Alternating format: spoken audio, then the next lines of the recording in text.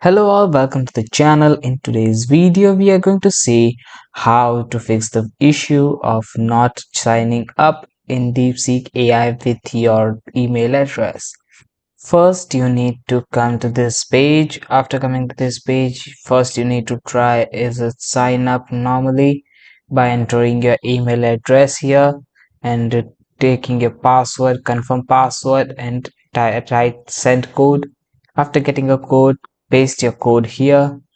I have already explained this method in another video. You can go to our channel and search for it. But if that thing is not working for you, then you just need to come back to this page again and go with our option which is login with Google. You need to click on it. After that you need to select from which account you want to create. Click on the account.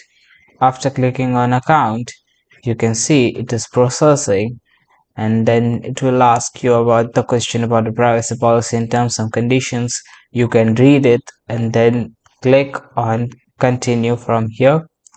After clicking on continue, you will be directed to DeepSeek AI chat page, and I hope this video has helped you. If it does help you, then make sure to like and share this video, and do not forget to subscribe to our channel. Thanks for watching.